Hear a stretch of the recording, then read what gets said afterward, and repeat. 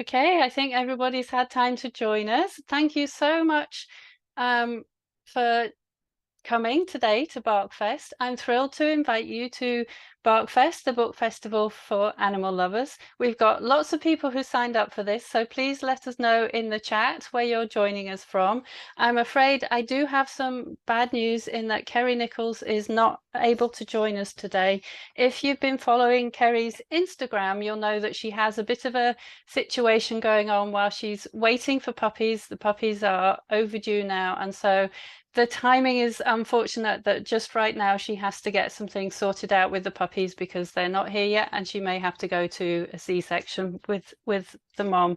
So we hope that everything works out for Kerry. And I just want to take a moment. This is the book that she would have been talking about was she here with us. She was going to tell us about Puppy Brain, which is all about the puppies and how to bring a puppy into your life. It's an absolutely wonderful book. My favorite bit was the bit about what the puppies are like from birth until 8 weeks. And we were so hoping she was actually going to be able to show us some of that, but unfortunately that didn't happen. So she's not here, but she very kindly is still giving away a copy of Puppy Brain to one of the attendees here. So we wish Kerry all of the best. We hope that everything works out fine with the mom and the puppies. And if you follow her Instagram, you'll get an update there. And we will arrange something else with Kerry in the future. So you will still get a chance to listen to her. And I've got some housekeeping. And while I do the housekeeping, I'm going to ask Kristi, Alexis, and Teresa to come on camera, please. So there is a recording of this session. The recording will go out after 72 hours. And the reason for that is that I need time to check the recording before it goes out. And there are quite a few sessions, so it might take me a bit longer than usual. Everyone who is here has the chance to, you will be entered into a draw since you're here live to win a copy of the book. So of Puppy Brain, of Puppy in the Wild, of I Am Bunny, and also of my own book, Bark, since this is Barkfest, Bark, the Science of Helping Your Anxious, Fearful or Reactive Dog, which is available for pre-order now. So thank you very much to the authors for doing that. I will do the draw at the end after this is finished. You will see that you've got a chat box. I'm pleased to see people chatting already. There's also a Q&A box, which is where you can type your questions. And if your question is for a specific person, please type their name at the beginning of it to make it easy for us to give that question to the right author at the end, because we will have lots of time for questions. So I am thrilled to welcome our two authors for this session. I'm joined today by my co-host, Kristi Benson, who most of you will recognize, my co-host from the Positive Post in Conversation, but she is also an amazing dog trainer. She's a Northern anthropologist and she's a staff member at the Academy for Dog Trainers. We're also joined by Alexis Devine, who is the author of I Am Bunny, which is an absolutely wonderful book. If you follow her on Instagram and see all the pictures of Bunny using the talking buttons, you'll know that that's just an amazing book, which is really interesting to read and fun too, and something of a memoir, something of the science of animals talking, which I found really fascinating too. And it's just a really great read. And it's also got all these absolutely gorgeous photos in it as well. Alexis Devine is an artist and entrepreneur hailing from Seattle in Washington. She's a longtime creator of wearable art before her Sheepadoodle bunny, known as What About Bunny on social media, became an internet sensation in the fall of 2020. Bunny now has over 100 buttons individually programmed with various words that she uses to communicate needs, wants, and even to express when she's in pain. Alexis is a certified professional dog trainer, knowledge assessed, a licensed family dog mediator, and a fear-free certified professional. And her goal is to further our understanding of the power of connection and importance of empathy, meeting her dogs where they are and understanding them on their terms to facilitate trust and promote an environment that supports them as the incredible creatures that they are. Thank you for joining us today, Alexis. And our other author is Teresa Rhyne, whose book, Puppy in the Wild, is a really incredible story about how a foster dog goes missing when with the adoptive parents and all the people who come out to search, and how, like, I really felt like I was with Teresa while I was reading it, like in the moment of sitting outside waiting, hoping for news, feeling so stressed, worried about where Poppy was, and all the people who came out to help. And it's okay to say, I think, that Poppy was found as well, but it's a really incredible story. So Teresa J. Rhyne is a lawyer, animal lover, coffee addict, wine devotee, writer, vegan, avid reader, breast cancer survivor, though not necessarily in that order. She is also the #1 New York Times best-selling author of The Dog Lived, and So Will I, a surprisingly hilarious memoir about her dog and her both surviving cancers. The sequel, The Dogs Were Rescued, and So Was I, won the Pat Santee Memorial Award from the Dog Writers Association of America. And Poppy in the Wild is her newest book, Poppy in the Wild, A Lost Dog, 1,500 Acres of Wilderness, and the Dogged Determination That Brought Her Home. It was the Riverside Reads 2023 book selection by the Riverside County Library Public System. And Poppy in the Wild continues her tradition of writing humorously about tragedies that happen to her and her dogs. Tragedy plus time plus cute dogs equals heartfelt comedy. I think that's very true. Thank you for joining us today, Teresa. Thanks for having me. Glad to be here.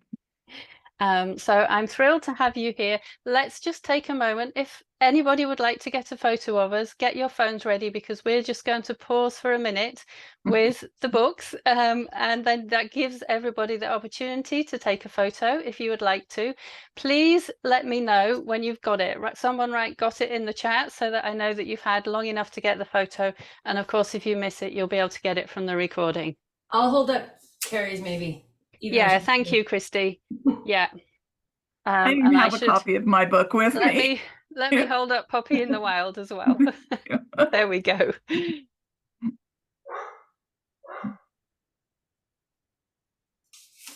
Great. Thank you very much. So thank you for joining us today. And we're going to take Alexis first and then Teresa first. So we're going to interview each author individually and then go to a plenary session and then have plenty of time for audience questions. So please type your questions in the Q&A box. And I'm going to turn over to Kristi to interview Alexis first. Perfect. Thanks so much, Zazie. So first up, we'd really like to know, Zazie and I just found this story so interesting. And I admit, I listened to it as an audiobook. So I didn't see the physical book. So when I saw that there was pictures, I was like, what, I missed pictures? So what made you decide to start using buttons to teach Bunny to communicate with you? Yeah, so I hadn't had a dog since childhood, and the dogs that I had in childhood were family dogs. They weren't really my dogs. I didn't spend a ton of time with them. And I was at a place in my life where I really wanted to experience that type of connection. I was very excited to bring a dog into my life. I wanted to have this sort of Lassie-esque relationship. And I'd come across Christina Hunger, who's a speech language pathologist. She was teaching her own dog, Stella, how to communicate using these buttons. And I am, I guess, sort of frustratingly tenacious at times, and I had no business trying to teach my dog how to talk, but I figured I would give it a shot. And so by the time Bunny came home, I had an outside button waiting by the door for her. And every time we went outside, I would press the button and I would say the word outside, and then we would go outside, we'd have a little outside party. And within a couple of weeks, she was standing by the door. My partner and I were sitting watching Netflix or something, and I could see Bunny out of the corner of my eye looking down at the button and then back up at me and down at the button. And then she lifted her paw and she smacked the button, and her head flew up and her ears flew out, and she got this huge smile on her face and she looked so proud, and I squealed. And we went outside and we had an outside party. And it was sort of game on at that point in time. I figured if she could learn 1, she could learn 2. If she could learn 2, she could learn 100. And though I had no business teaching her how to communicate using buttons, she taught me everything I needed to know about being human, which is in the title of my book. It's been a really reinforcing, mutually beneficial teaching process for both of us. Mm.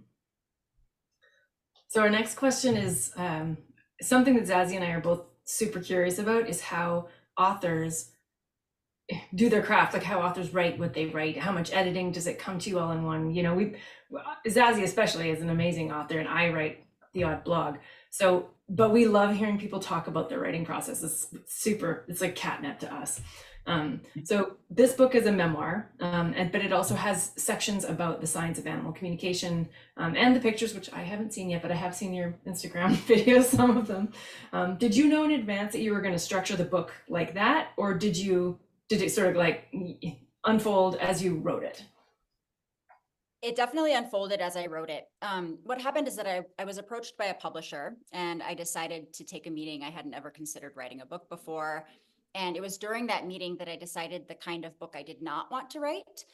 They wanted something that was sort of very pedagogical, that was sort of like steps 1 through 10, how to teach your dog to talk.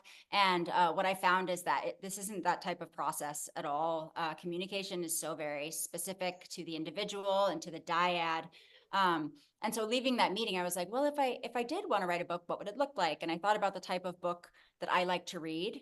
I like a lot of visual elements. I like short chapters that I can digest either in order or sort of asynchronously.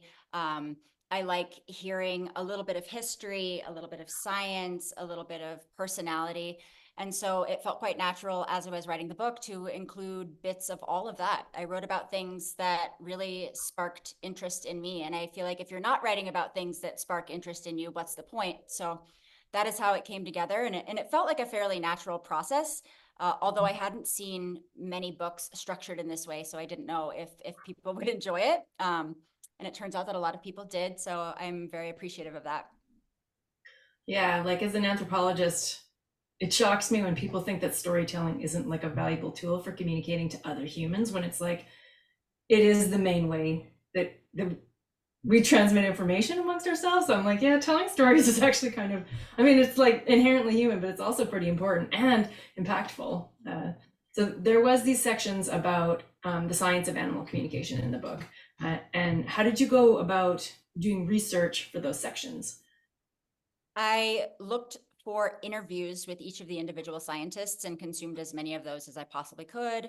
I talked to experts in the field of animal communication, asked for their opinions and their knowledge about these particular studies. I listened to podcasts about it. I mean, I really sort of went all over and picked information from as many sources as possible to get as well-rounded a picture as I could of each of these studies.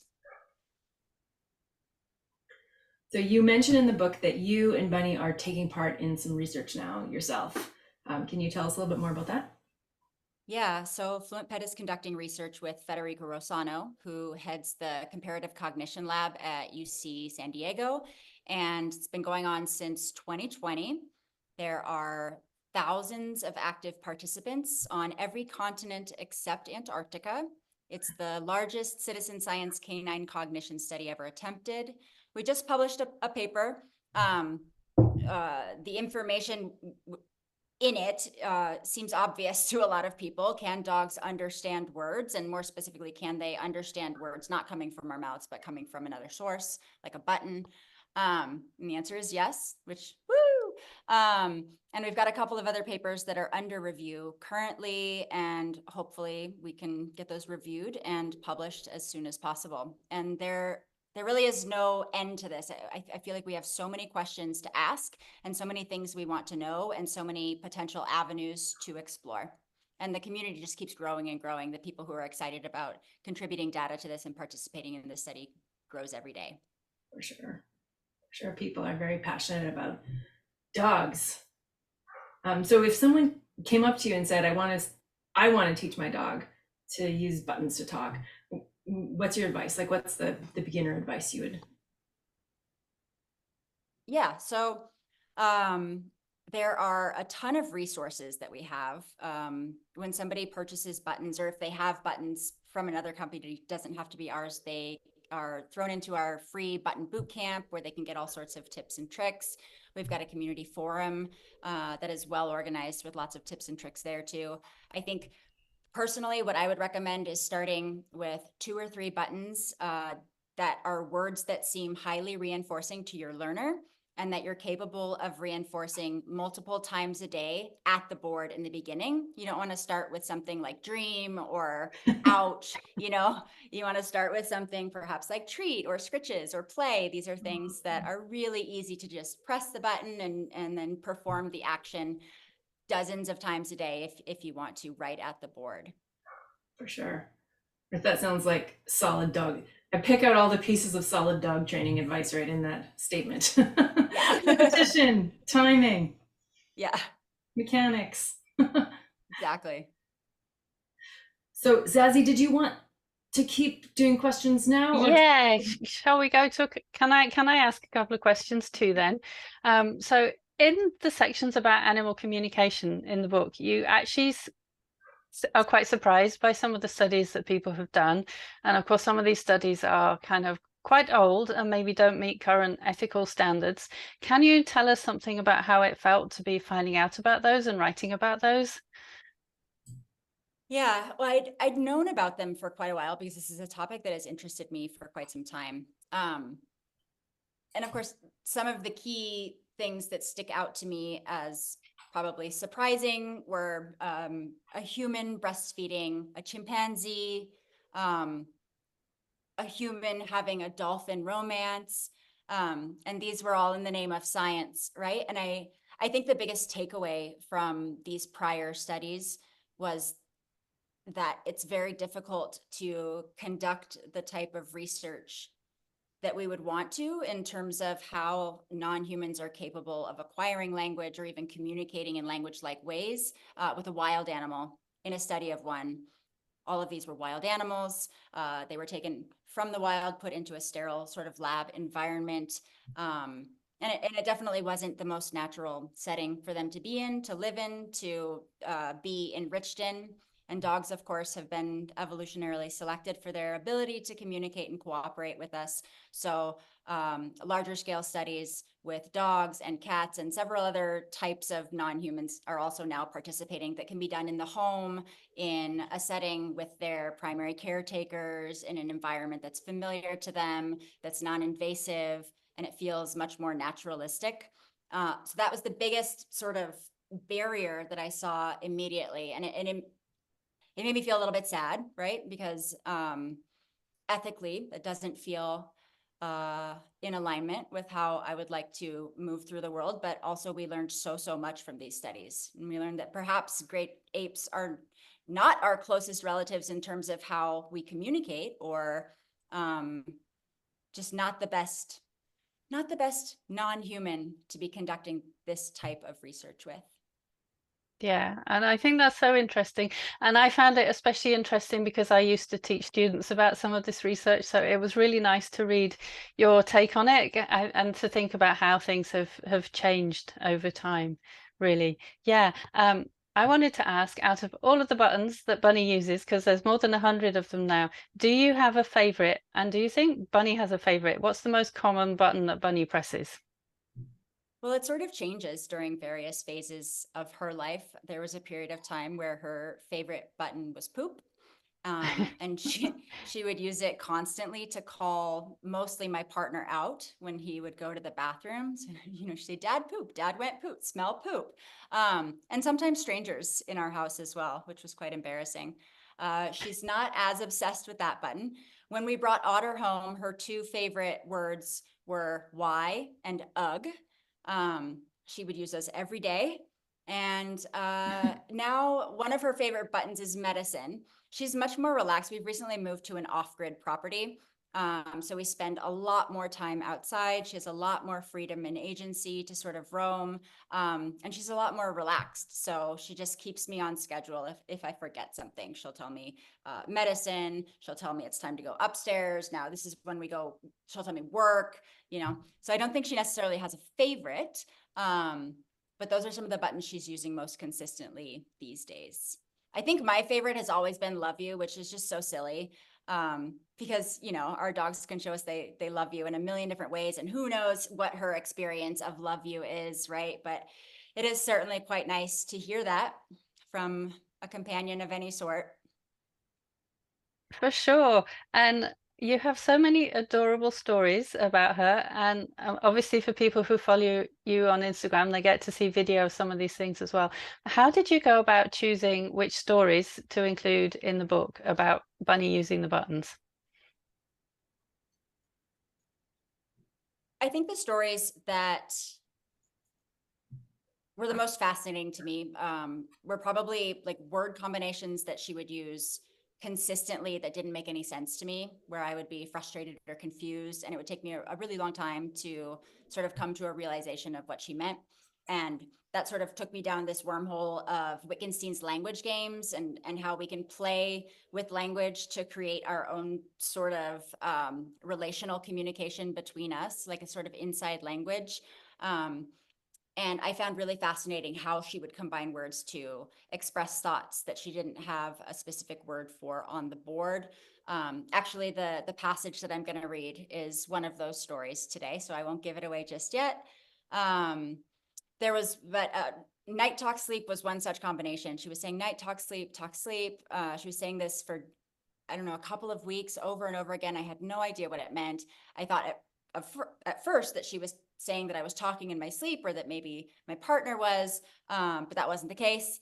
And so I asked one of the research assistants what they thought, and they were like, I wonder if she means dream. And I was like, oh, okay. And they said, so what if next time she's dreaming and you can tell she's sort of like running her paws and making some noises, you walk up to her and you ask her, you gently wake her up and you ask her what talks sleep. And so that's exactly what I did. She was dreaming, and I went up and I put my hand on her and I said, Bunny, and she woke up and I said, hey, what talks sleep?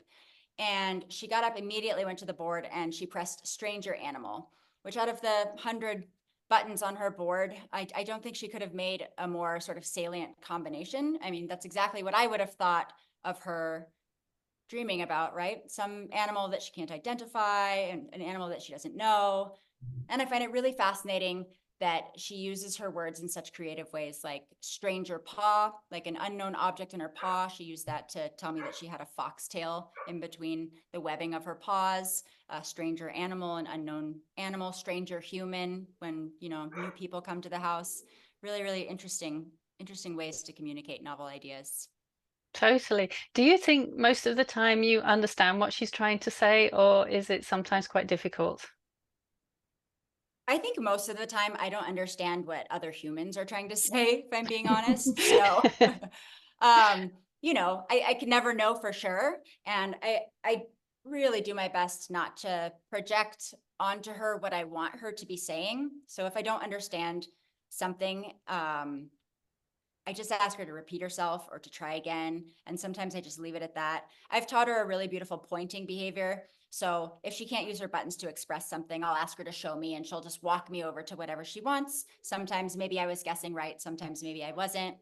But a lot of times when she uses the buttons, even though she's using them less frequently now, the things that she presses have contextual relevance. And as long as I don't have too securely in my mind what I want her to be saying, then she can sort of guide me to whatever her goal is. And it seems to be fairly accurate.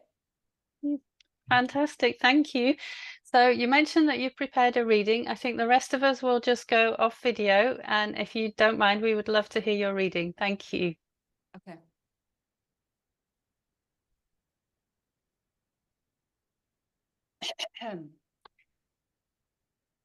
Bunny had been pressing sound tug and sound walk several times throughout the day for weeks. I couldn't for the life of me understand what she was trying to say. She would press these seemingly out of context. In a normal interaction with me, she'll approach the board, wait for eye contact, then begin. The same was true in these instances. Approach the board, wait for eye contact, sound tug. I'd pick up a tug toy that also had a squeaker in it and wave it coyly in front of her. Nothing. I'd grab a different squeaky tug and again offer it to her playfully. Again, nothing. She'd huff and walk away. Then, an hour later, she'd approach the board, wait for eye contact, and press sound walk. I don't understand, I'd say. Then model with the buttons, what is sound walk? More frustrated huffing. I was stumped. I brought it up with Leo and Federico, who almost instantaneously hypothesized that both phrases referred to dialogue. Tug is a back and forth, something that requires two participants. Sound tug could be a conversation. Sound walk is quite literally what she does when communicating with the buttons. She walks on sound. I felt dense for not having thought of it myself, but this was one of the benefits of having a team of experts to sound walk with. It inspired me to add talk to her board. She began using it immediately, pressing come talk and bunny talk and also immediately stopped using sound tug and sound walk. Now, the last thing I need to hear from my dog is, we need to talk. But really, who am I to stop her from saying that if she feels the need? I love that. Thank you. You're welcome. Thank you very much. That was beautiful. Awesome. So we're going to move on and ask Teresa some questions now, but we will be coming back to you at the end. You might as well stay on camera with us if you don't mind. So, hi, Teresa. Thank you for joining us today. It's lovely to talk about Poppy in the Wild with you. I absolutely love the book, and at the beginning of it, let's start there, because at the beginning you've agreed to foster Poppy, but she isn't going to be arriving for a little while, and so in the meantime you decide to foster a different dog. Can you tell us something about that dog? Yeah, that's like, can I tell you something about my inability to say no to a dog? Yeah, I can't.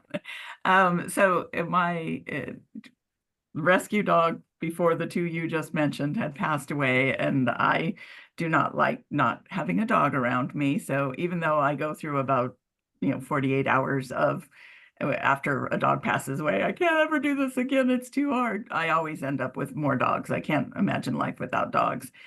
And when Daphne passed away, we had one beagle remaining, and beagles also don't like to be only dogs. For the most part, beagles are pack dogs, and so I had agreed. Our dog Percival came from Beagle Freedom Project, who rescues dogs, mostly beagles, from laboratories where they've been victims of animal testing. Percival came from Beagle Freedom Project, and I saw a video online that Beagle Freedom Project had rescued a crew of beagles from China, that they were either going to be sold to laboratories or sold in the dog meat trade. So I immediately said, I can help. I can take one of these dogs. And they said, well, all of these dogs are accounted for, but we have another crew coming in like a month or so. I think it was like 6 weeks or something. And so I said, okay, put me down. I'll foster one of those dogs. But that meant I had 6 weeks where I didn't have a second dog, and I was splitting my time between two places, and Percival wasn't coming with me. So I stopped by a rescue. I do a lot of volunteer work with rescues. I do a lot of pro bono work with rescues. That becomes a thread through the book. And I stopped by to see if she had a dog that I could foster, and up walked this just gorgeous beagle. And he had these big gold eyes and the softest fur ever.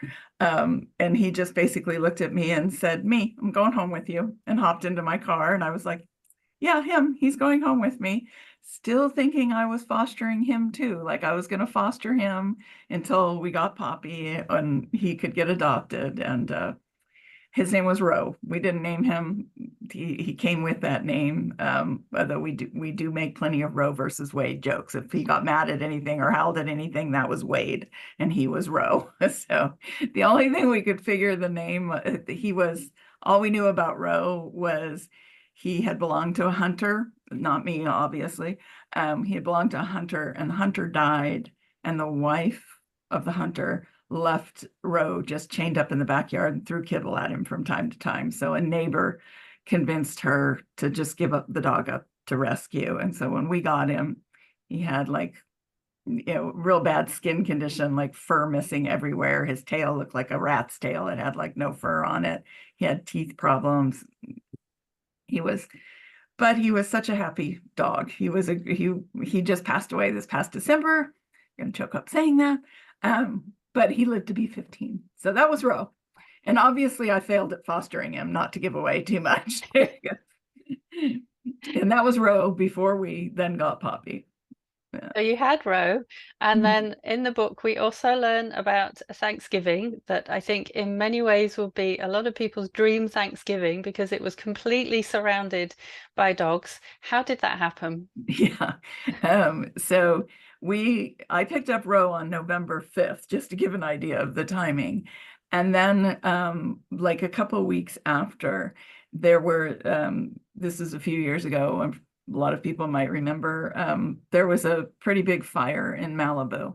And another one of my friends who has a dog rescue in Malibu had to evacuate.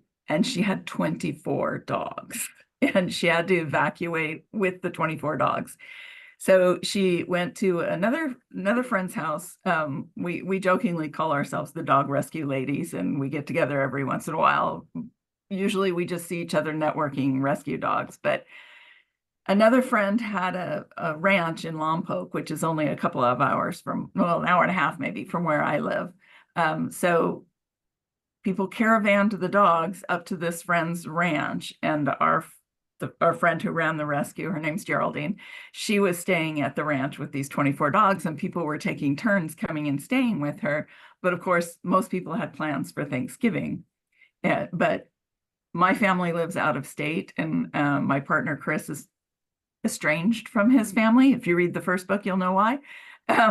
So we were like, well, we don't really have Thanksgiving plans. We can come and help take care of 24 dogs as long as we can bring our 2 with us.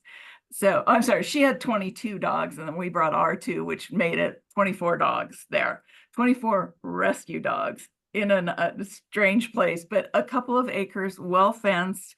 Most of us had beagles. The people who own the ranch had beagles, and you really have to have good fencing with beagles. So we felt confident with that. So we spent 4 days there taking care of 24 dogs and letting them out running on the acreage there and taking turns and getting them all fed. And these are not easy rescues. A lot of them had different medications and everything like that. I absolutely loved it. It was like my favorite Thanksgiving ever. But for the fact that my friend was, a little worried about her home burning down, it didn't. It was fine. But yeah, that's how we ended up with 24 dogs on a wonderful Thanksgiving. So. We really get a sense of how much you do and your friends do for rescue in the book. And when you went to collect Poppy, just to foster Poppy, it turned out there were quite a few people and several dogs, and you got to choose. So how did you choose Poppy? Well, when I went to, and the reading that I'm going to do for you is when I go to the rescue, when they came in off the plane, and I went to go pick them up. I was still telling myself that I was going to be fostering, because after the Thanksgiving weekend, we had realized that Percival, the beagle that we'd had from Beagle Freedom Project, and Ro, the one I was pretending to foster, really got along great. I mean, they were like buddies, and they ran all around the ranch together, and they kind of stuck together. And we were like, oh, maybe this is the dog we should be adopting. So maybe we'll get this one. And so we had said, okay, we'll foster the dog that we had pre-named her Poppy. And Zazie, I love the way you say Poppy, because the name came from a show where the woman's, they were British, and the woman's name was Poppy. And just the way they said it, I was like, I want to name my next dog Poppy.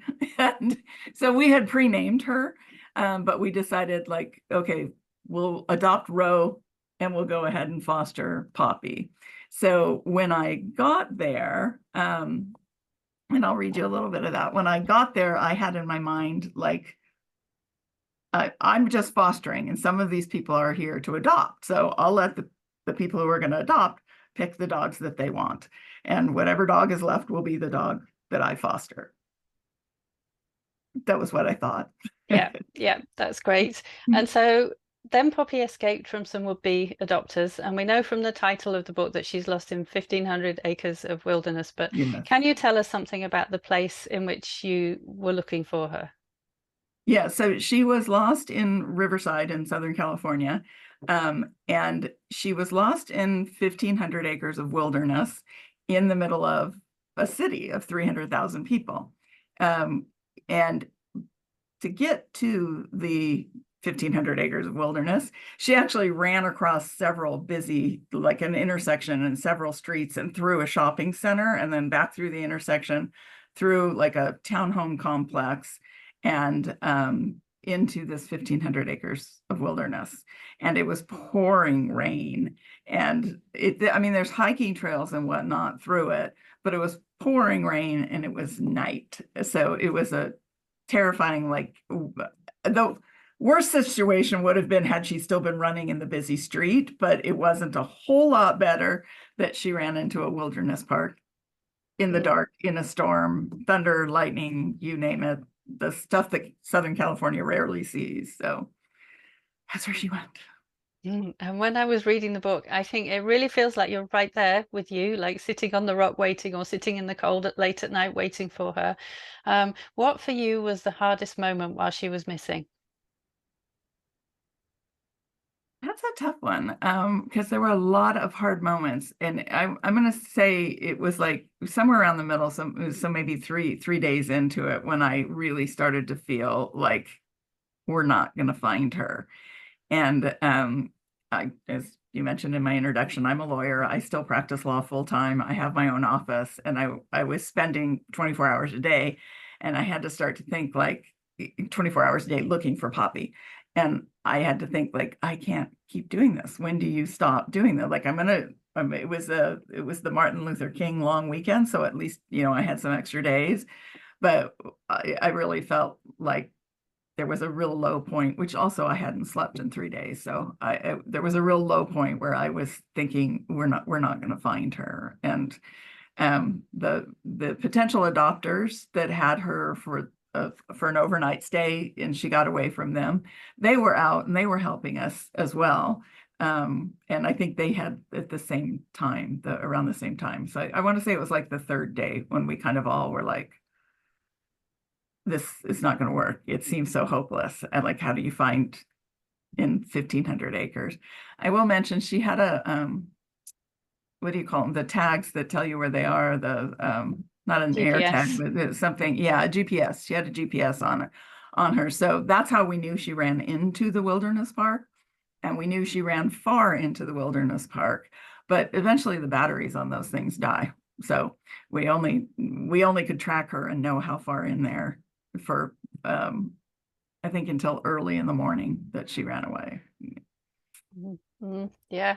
So when you were writing the book, how did you decide on the structure for the book? It seems like that, or it certainly feels reading it as if that probably came quite naturally from what was happening in the story. Is that how it happened? Yeah. It at one point in the actual story, in living the story, I actually had said to my partner Chris, after talking to so we used what are they called? I'm sorry, I'm in New York and discombobulated because I'm from California, so my vocabulary seems to be leaving me with my travels. They're not dog rescuers; they're dog.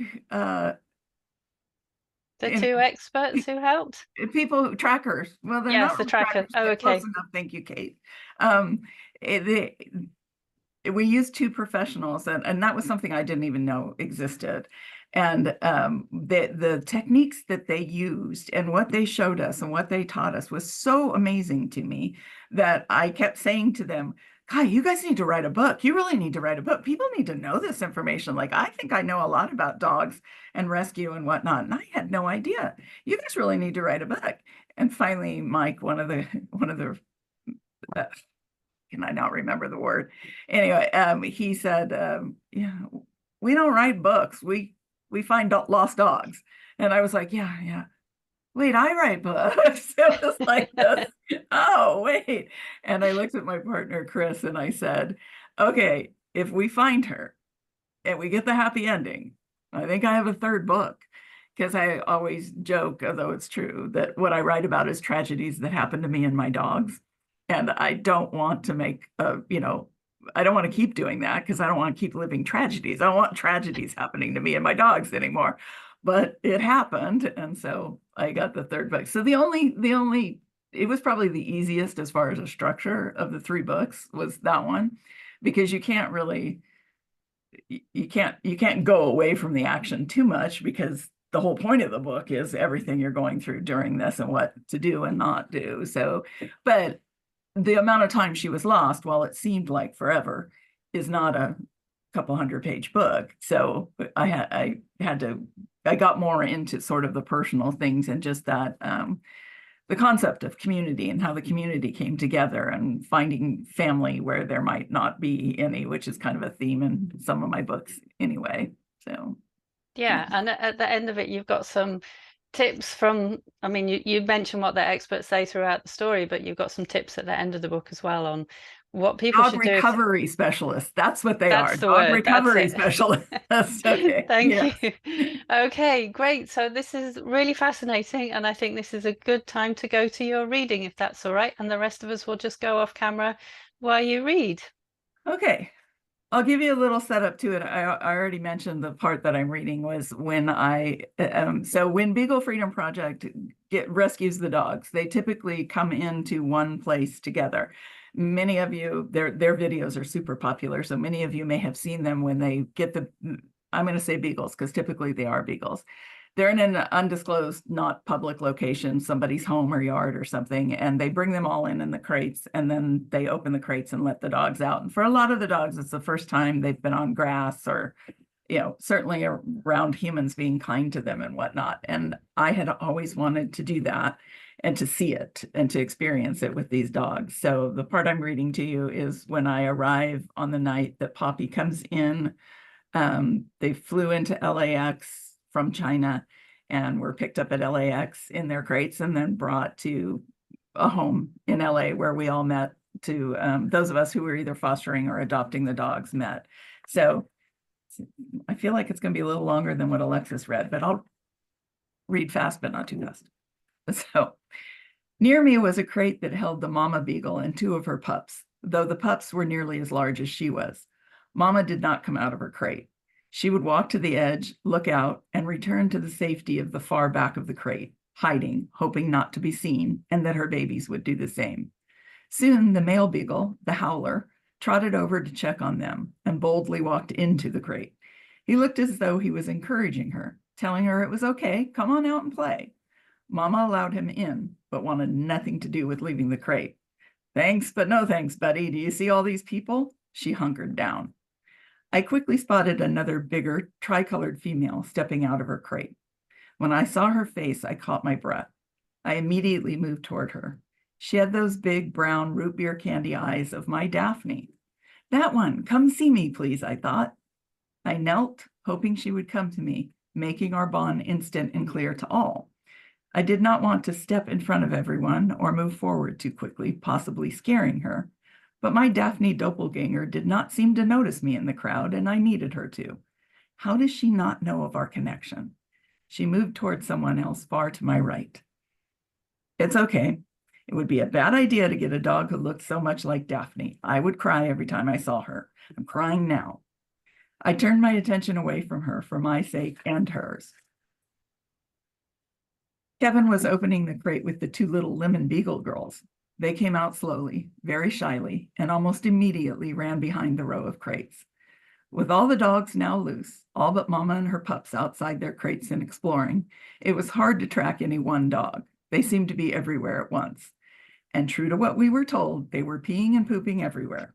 BFP, a true PR machine, wisely edits the Freedom videos to not show the massive amounts of urine and feces involved in these releases.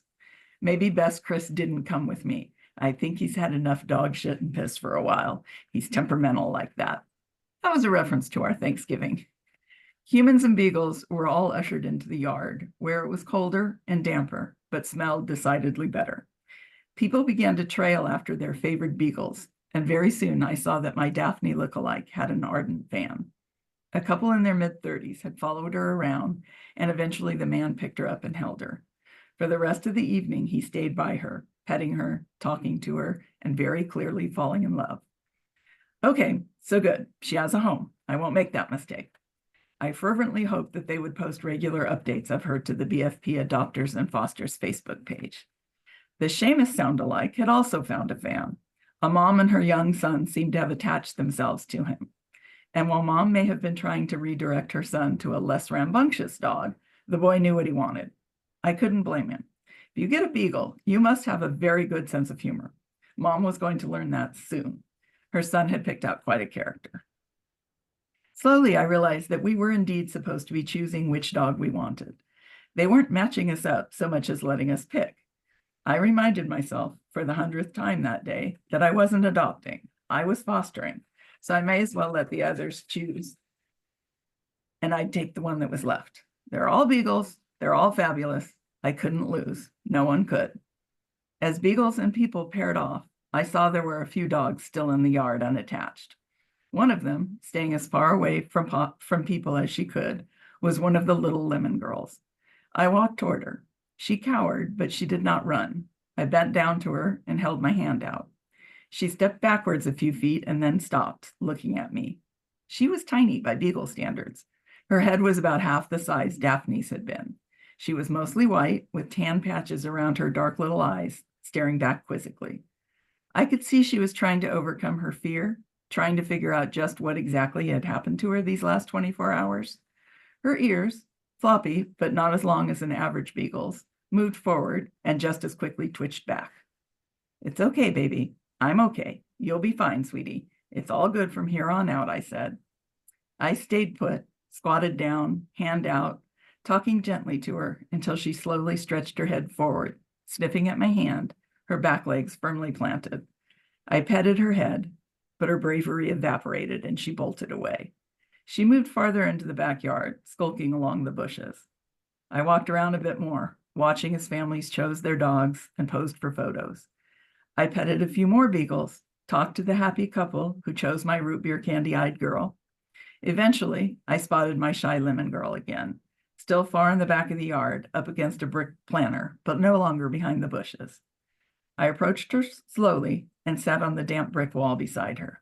She watched my every move, primed to bolt. I understood. There were plenty of people in my life I was primed to bolt from. Heck, how many times had I wanted to bolt from this very event?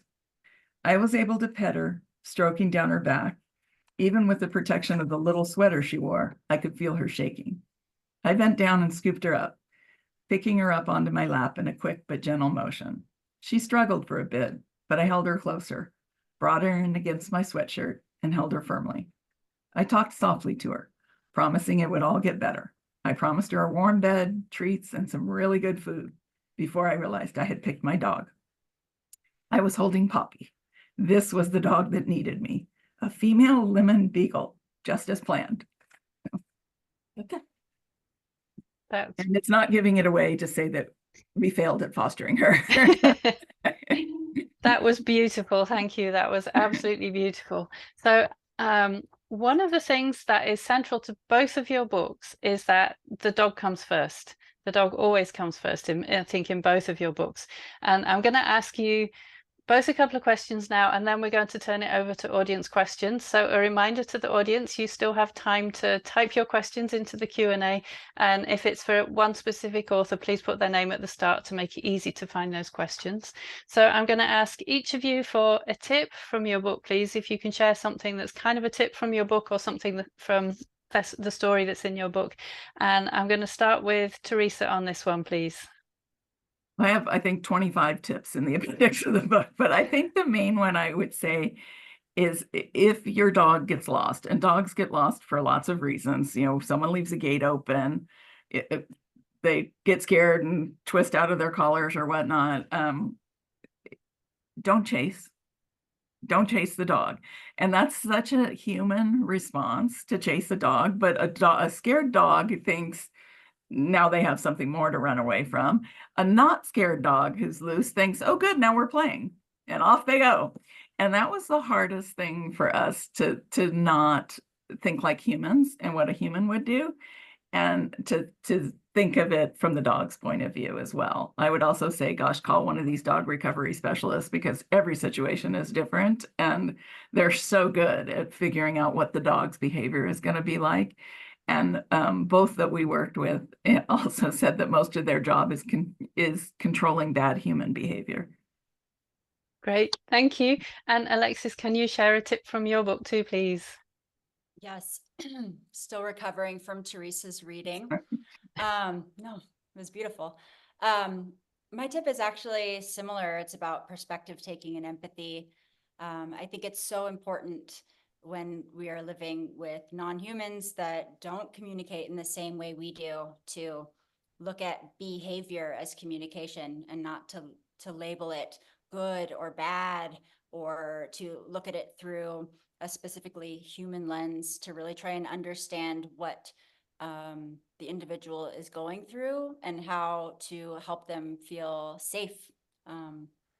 and not just how to change that behavior. You know, we should approach it through the lens of how can I help you feel safe, as opposed to I don't like this behavior, let's turn it into something else. I love that too. Thank you.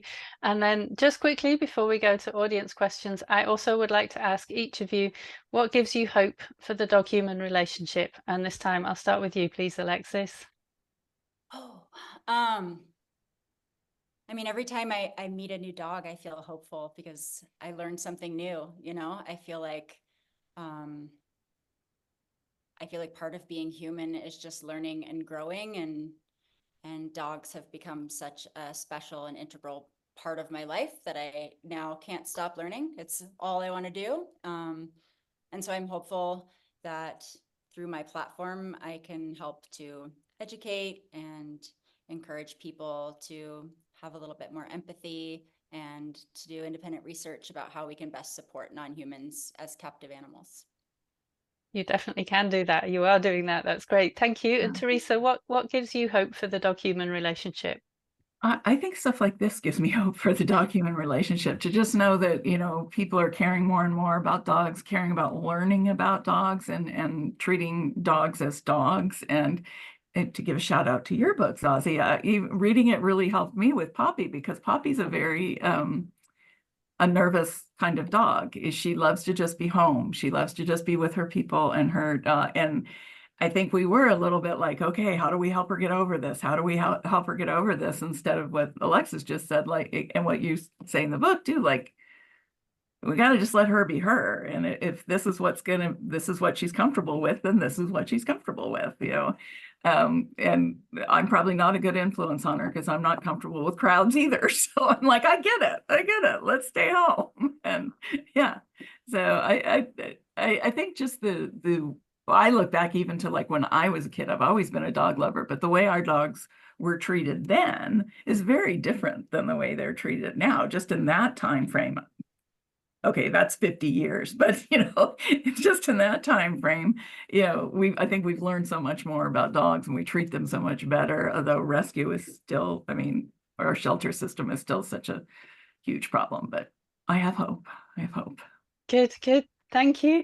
And I'm not going to take up more time. I'm going to turn over to audience questions, which Kristi is going to curate for us. Thank you, Kristi. Yeah, no problem. I have a question for Teresa, but I'm like forcing myself to tamp it down so we can get to audience questions. So I'll start with you, Alexis. Lisa asks, can you share how you went about teaching high-level concepts like dream and love? Yeah. So I think I shared a little bit about how Dream came to be, where she was pressing night talk sleep, and I thought she was babbling. I thought it didn't mean anything, and so I asked the researchers, and they asked, what if it means dream? What if you wake her up and ask her what talk sleep? And so I did that, and she responded stranger animal, and then I proceeded to add a dream button, and she stopped using night talk sleep. So she really taught me dream and not the other way around, which is something that I found really fascinating about this process in a lot of ways. Love, I think that, who knows? I feel like when I talk to another human and I say I am angry, they could be like, oh yeah, me too. And then we're having completely different emotional experiences, right? So who knows how Bunny is experiencing love, but you know, there's a sort of oxytocin exchange that happens when you're looking in a dog's eyes. So I would take moments wherein I was definitely having that feeling of like, oh my God, I love you so much, I can't live without you. And I felt like maybe she was feeling some sort of approximation of that feeling. I would use that opportunity to model the word love you again and again, and I would say it again and again. And some people ask, how is that different from scritches? And maybe it isn't. It feels a little bit different in how she uses it. We can never know for sure, but that's how I went about it. Very cool. So Teresa, we have Lisa and Aileen who are asking about beagles. Was it the Beagle Freedom Project that led you to become a beagle person, or were you already? And then what is it that you love about beagles? So no, I was already a beagle person, and I became a beagle person in the summer between my junior and senior year of college. I went back to Georgia with my father for a family reunion, and one of my uncles was breeding beagles. for hunting. So I hate that part, but I spent a lot of time with beagle puppies, and they were so cute. To me, they were like the perfect puppy. Like if you see a beagle puppy, it's kind of like, that's what Snoopy is. I mean, it's like a drawing of a perfect puppy is beagles. And so I thought, oh, I would love to get a beagle puppy, but I was going to law school after, and there wasn't time for it. And then when I graduated law school, I got a beagle. She was a rescue. She was probably like 6 months old or something. She probably was from a breeder, and the breeder couldn't sell her, and she ended up in a shelter. But what I love about beagles is their personalities. They're stubborn, but in the most hilarious way. And they're really loving dogs. They're super loving dogs and super cuddly, and they just crack me up. But I do always tell people, don't get a beagle if you don't have a very good sense of humor, because they're going to outsmart you all the time, and you're going to have to learn to laugh about it. And the dog in my first book, Seamus, was probably the ultimate of that. That's the first book is The Dog Lived and So Will I, and he got cancer, and then I got cancer, and I jokingly say that's everything I needed to know to survive cancer I learned from my dog, because he went through everything first, and then I went through it. And they're just such troopers. They're just these sturdy, great, and they're cute. That's what I love about beagles. I found out about Beagle Freedom Project when I was on book tour for The Dog Lived and So Will I.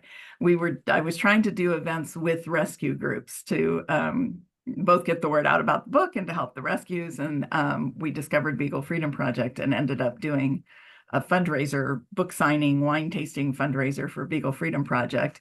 And coincidentally, they brought 2 dogs with them, and one of them was Percival, who we ended up adopting. So. Zazzy, do we have time for one more round of questions, or is that? Let's make it one quick round of questions. Okay. These are hard questions to go quick, so I'm good at asking hard questions, I think. So Alexis, your interest. So Fiona says that she is so interested in your existential crisis about dog training that you talk about on Instagram. Could you talk about this a bit and where your conclusions are going? This is such a big topic. I think the direction I'm going is, how do we truly give as much agency as possible to our dogs, right? And I think we have come so far in terms of, using positive reinforcement and staying away from as much punishment as possible, and enrichment plans, and giving choice. But I think there's a fundamental difference between choice and agency. Choice is selecting between available options, and agency is being able to manufacture those options. And I think that's something we don't think a lot about with our dogs. Like we put them in a harness and a leash, and then we just go for a walk. And what if our dogs could manufacture that walk? What if they could tell us, okay, stop now? What if they could drive us like little remote controlled cars, right? What if, and hear me out. Oh my gosh, here we go. Short answer. Because agency increases distress tolerance, right? So I'm thinking of, I have a soft spot for sensitive dogs. 2 of my dogs are incredibly sensitive and reactive. What if with increased agency, these triggers that are so distressing to them become less distressing because they have more control over them, right? They can choose when and where to stop and observe them from a distance and just process that information. They could say, nope, I'm gonna turn us around right now. Or, okay, I want to get a little bit closer, and nope, I'm done. Let's go the other direction. Or I need to go sniff over here to process and use some displacement behaviors. I just think that if there's a world in which we can give our dogs more control than they have now, this is a world in which we will see less reactivity. This is a world in which we will see deeper connections. This is a world in which we will have better communication. And these are all things that I am deeply hopeful for. I love it. So our last question will be for Teresa. From Lisa asks you, how did your relationship with lab rescue dogs affect your life or outlook? Have you seen it impact your readers? Yeah, they turned me vegan is what happened. When I started doing when Seamus survived cancer, and then I survived cancer, and then Seamus got cancer again. I started looking into, this is a crazy amount of cancer in one little household. I need to figure out what we're doing wrong and what we can do to try and decrease our chances of cancer. So I looked into everything. So first it was changing the diet for me and the dogs. And that was great. But then I also looked into like the cleaning products we were using in our home and how toxic those are. And you think about, your dog's down there near the floor. I mean, beagles aren't that big, and beagles will grab any food that falls on the floor. So what are they also grabbing when they're down there on the floor with the cleaning products and whatnot? And that led me into learning about how they test on those cleaning products. And that was also how I discovered Beagle Freedom Project and what they do. And so now I shop cruelty-free, and I'm a vegan, and really try to pay a lot of attention to those things, because it's the things they test on animals is ridiculous. I mean, Ricky Gervais has a thing where he's like, it's shampoo, don't swallow it, okay? We don't need to test on animals. And people will say, what do you mean they test cosmetics? What are they doing, putting mascara on the dogs?